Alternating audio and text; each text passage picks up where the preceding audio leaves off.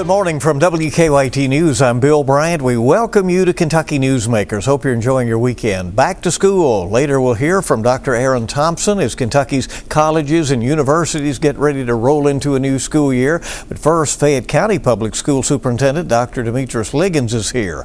The new school year is beginning. Fayette County is rolling out the welcome mat for more than 42,000 students. A new year always brings excitement and challenges, and as the school system grows, new facilities are coming online, and that sometimes brings up new issues. Superintendent Liggins has led the Fayette County school system since July of 2021, beginning his fourth year. Yes. And so we welcome him to Kentucky Newsmakers once again. Thanks for coming. We appreciate it very much. Bill, it's always great to be with you. What's Thanks it like for having me. when there's a new year off and rolling? You know, there has to be excitement, whether you're a student or a teacher or administrator, a staffer. Whatever role you play, it's important. Now, this is the magic time of year. This is where all the magic comes together and all the preparation for the new year starts. You know, we have over 42,000 students enrolled in our school system, and last year alone, over 45,000 students came throughout our system. And the summer takes a lot of preparation and getting prepared for them to come on day one.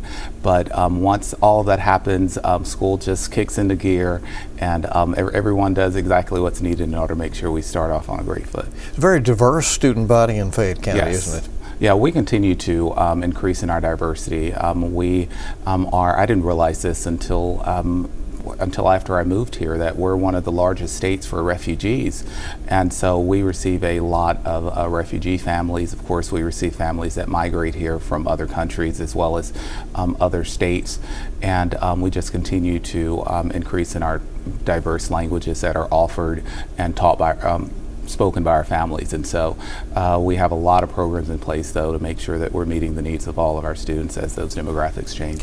Do you feel the bus driver situation will be improved over last year? You know, where there were some late routes and canceled routes and so on, and I know you've attempted to address that. Yeah, well, fingers crossed, Bill. Schools should be going well. We have enough bus drivers and substitutes in order to ensure that our routes are going smoothly. We make sure every summer we look at the routes and where students are being picked up, where they live.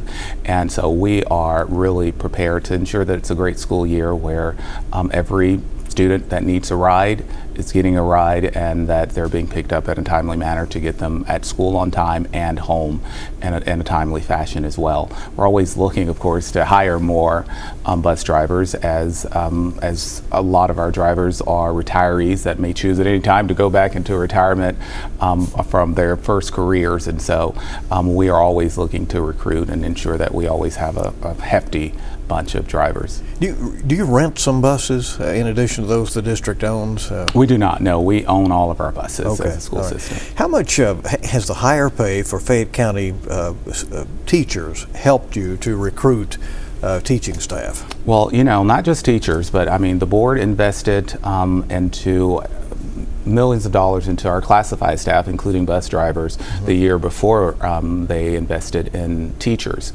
But it has really made a huge difference in ensuring that we're able to recruit and retain the best and brightest for our students to have in the classroom. We are now the highest paid starting teacher salary in the state of Kentucky, something I'm very proud of. And this year that has really proven to be beneficial when we've had to hire more folks, because we're getting more experienced teachers on average this year than we have in previous years. And so we're getting teachers that are coming to us with some chops behind them already. With no apologies to surrounding districts that are not able to pay as much, right? Well, you know, we work very closely with our legislature. I liken my success as a superintendent in getting my board to do this as really an example to the state of what should be happening from a state level.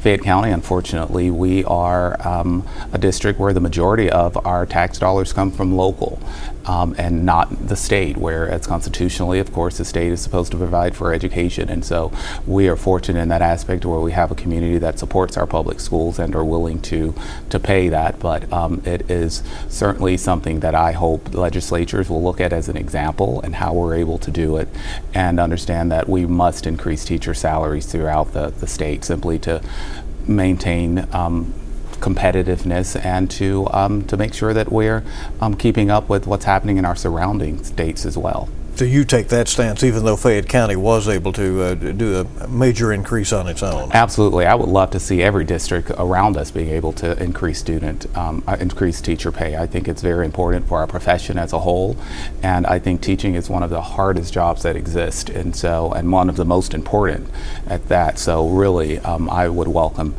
increased salaries all around, absolutely. There's a new state truancy law taking effect this school year. We know that absenteeism has been a significant challenge in recent years.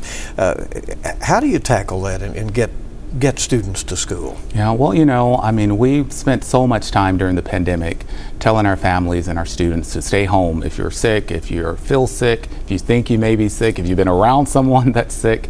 And now that we've gotten, the pandemic behind us, we're realizing that we need to, again, train our families and our students that now we want you at school. If you're healthy and if you're feeling fine, we want you there. There's a recent study that was actually done that talked about the pandemic and the impact it had on student learning. And the study showed that, in order for students to catch up eventually each school year, students are going to have to learn more than the amount of one school year usually is offered. And we're very pleased that in Fayette County that we're actually beating the national average when it comes to our students learning in reading and math, not only for their grade level, but even more learning move beyond that into the summer, if you will, or into the following school year. And so that's one thing that we've been focused on. And in order to make sure that happens, kids have to be at school, and so we're looking at just informing our families that if you need to make a doctor's appointment, please make it outside of school hours, or if you're going to take an extended vacation, please wait till one of our breaks. And then we're building relationships with families and kids, and we have social workers on each campus that work with our families that may be experiencing issues that are beyond the control of the school, but it's impeding children from coming to school and causing those absenteeism. So we're doing an all-around approach in order to make sure that our families are aware. But catch-up is real. It sounds like you're saying from the findings of that study that students are behind and they need to learn more every year than they normally would have to. Yes, right? It's so many industries have been able to put the pandemic behind them and move forward. We still, each day, that's something that we struggle with, but our talented teachers are doing an amazing job in making sure that our students are catching up, and again, much more so than the national average, so we're very proud of that. How involved do you want parents and guardians to be in schools, and how do you encourage that? Well, it's a partnership. If you're going to really make an impact in a child's life, that child has to know, that teacher has to know, and that family has to know that we're partners in this. And so we invite our families to participate, whether it's through their local PTA, whether they are joining a booster for a program that their child is involved in, or if you're just a community member that really wants to be a part of doing some things for the district. We have a robust volunteer program now where your background check is covered by the district, and our teachers and principals have put things in place to where it can match you up with what skill set you would like to provide. So if you'd like to read to kids, or if you'd like to come in and possibly help make copies or answer phones or whatever the need may be, we can match you up with that. So, but those partnerships are what makes our school community really thrive, and so those are extremely important and vital to our success. A few hot topics have come up over the summer that I know you want to address, or at least talk about the narrative that is out there. Cassidy Elementary was one area where there were concerns about cuts to fine arts programs, and other schools have that as well. Those decisions made at the school level. You say the information out there is incomplete on that. Yes, well, first, the facts are every single one of our campuses offer fine arts. There's not one campus in the district that does not have a fine arts offering where our kids can take full advantage of. I am a very strong proponent of the arts. I know the school board is, and most educators, we understand the benefits of the arts and certainly understand the impact that they have on students' lives. And so I don't think an education is well-rounded without the arts being a part of that. However, in Kentucky, the way our system works is each campus has what we we call a site-based decision-making team, and that are elected officials at that campus level. It has families, our parents, and teachers and other staff on there, and they get to determine what elective courses they want to provide their students, and far be it from me as superintendent to go and dictate if a group that has been elected by their peers and families of that school to say, instead of offering 3 fine arts courses, we would like one of those to be a STEM course or a foreign language or whatever else they may find appropriate, something that they want their students to be able to experience. You say far be it from you, but could you have done that? Could you override? I do. In fact, that was where this particular issue came from. There is an appeal that came. There is a process for the superintendent and then the Board of Education to override that site-based team. I don't think it's a good idea to, and I don't want to get into the business of overriding like people who've been elected to do something, and it's local control, if you will. Not all the choices that are made are particularly ones that I would agree with per se, but it's not also, I mean, my children aren't, my personal children aren't at that school, and those families do have children there, and that's what they've said they wanted their children to learn. Parts of Lexington are growing faster than others. A new middle school is opening, Mary E. Britton off Polo Club Boulevard. The redistricting is being done for that right now. And again, some controversy. How do you decide where students will attend school? Yes, there is quite a bit of controversy surrounding that. Really, there has been an ongoing process to really look at several iterations of the boundaries and where students will go and which students will go where. And everyone, you know, it's a new school, it's shiny and bright, it's possibly one of the largest schools, middle schools in the state of Kentucky. And so, but it's a very large growing area. And so we have the challenge of not only looking at what's currently developed as far as homes and potential students, but also what's on the books. That's what's being coming up in years to come. And so in the next 5 years, with the current guidelines and borders that have been recommended to the board, the school will be at its capacity by then. And so we are certainly wanting to make sure that we're providing the best opportunity for families to go to the closest school in their neighborhood and what makes more sense. But we also have to take several factors into consideration, such as future growth. Other schools that are already overcrowded have lots of schools that have portable buildings that we are very much interested in eliminating. But you understand the frustration that people might have if they can almost see the school going up and yet their child will be sent elsewhere. Yes, it's extremely frustrating, and we've tried to do our best to make sure that they understand that there are experts in place that we don't have the option of just looking as to what's happening next year. We have to look long term. Okay, just have about a minute left. There's this equity committee of the school board tasked with considering school names. Apparently wants to change some, or at least discuss that. In your view, that is important? Well, what actually has occurred is there is an equity council committee that is a committee of the board. The board tasked them a couple of years ago to take a look at school names and see if school names and mascots are aligned with the current position of the district. And basically they came back and they said, we're looking at these 8. We don't know if they have we would recommend that they're changed or not.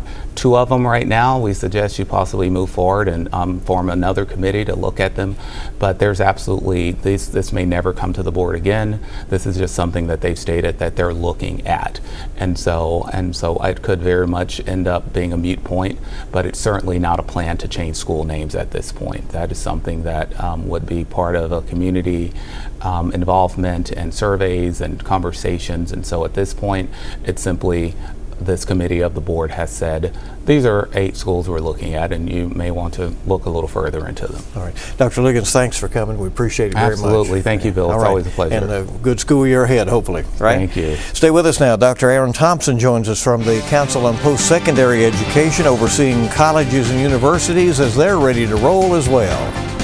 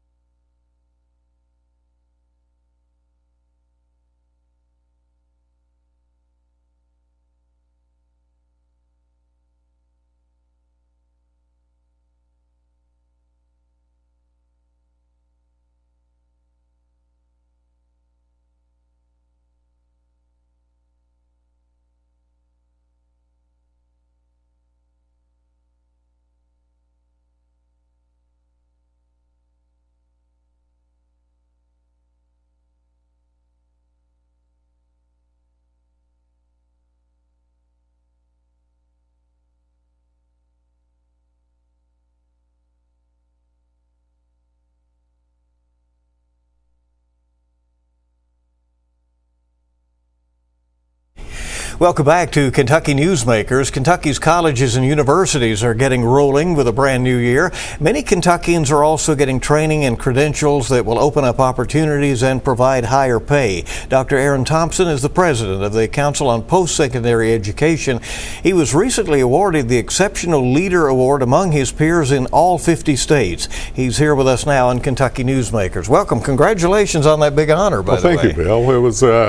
It was a pleasant surprise, I have to admit. It's good to be recognized by your peers from other states, and it's good that they got a chance to hear what we're doing in Kentucky. Which are some good things. We Absolutely. hear it's very busy on the college campuses right now, some expecting first-time historic enrollments. What does the landscape look like out there? Yeah, thanks for that question. A couple of things I'll say before I'll tell you. We were the first state, and we did things to prepare even a little bit before COVID, but surely after COVID and during COVID, the presidents and I met all the time trying to figure out how we can combat what was already a falling, high school enrollment process. And we came up with a very good set of strategies, I think, and because of that, Kentucky was one of the first states to rebound from COVID in enrollment. Well, last year we had some record-breaking numbers. This year we're looking the same way. Many of our colleges and universities that have reported to me, even as late as this morning, showing enrollment for freshman class and overall enrollment, because we're retaining students longer to the point of graduation, but we're graduating people earlier now than ever. I should say that too. We're not retaining them forever.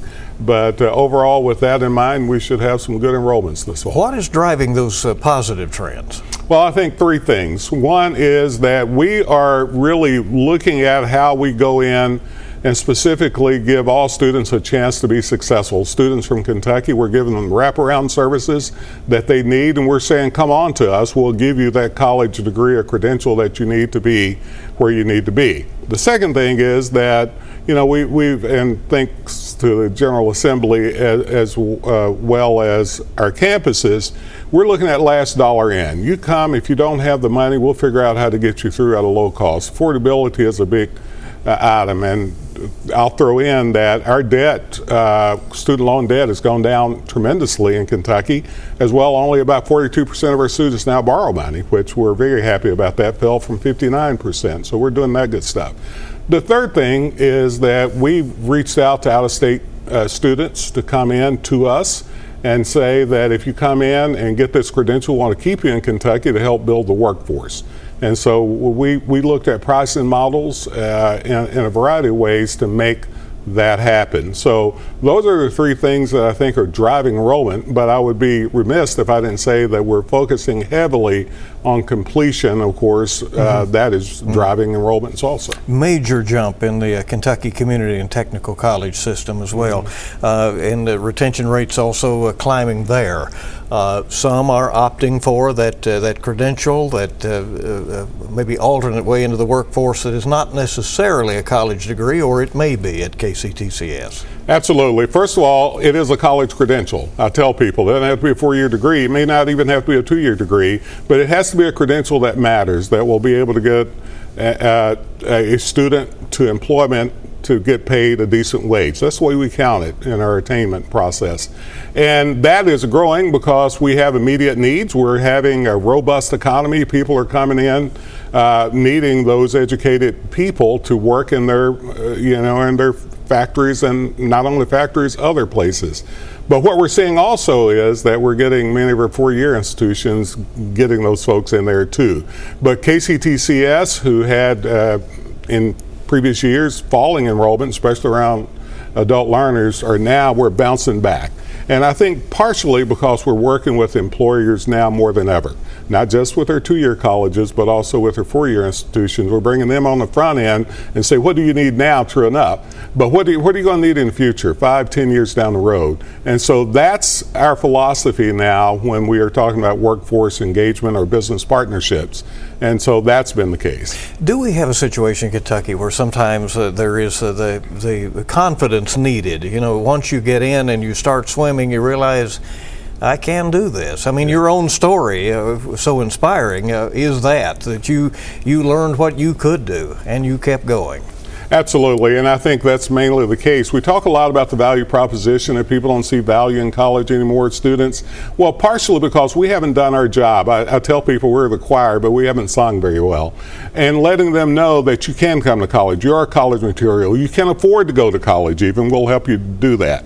And once you get in and show and give them the services they need, right? You've got to have high excellence, high rigor, but you also have to have high input. In other words, we have to give them what they need socially, emotionally, culturally, and academically to get there. And if you do that the first year especially, they're going to have success throughout the rest of the years. But we also are working with our dual credit now in such a manner to where we're not just giving them those academic credits, we're also advising them to understand that, that experience, whether it's at a 2-year college or 4-year college, is the experience that they need. So we're really working on that value proposition from that end. Been estimated 63% of Kentucky jobs will require post-secondary training beyond high school in just a few years, and Kentucky has this goal that you, of course, were instrumental in setting of a 60% credential of some sort by the year 2030. Are we on target? We're not. We're doing really well, as a matter of fact. Once again, COVID slowed us down a little bit. We were really clicking along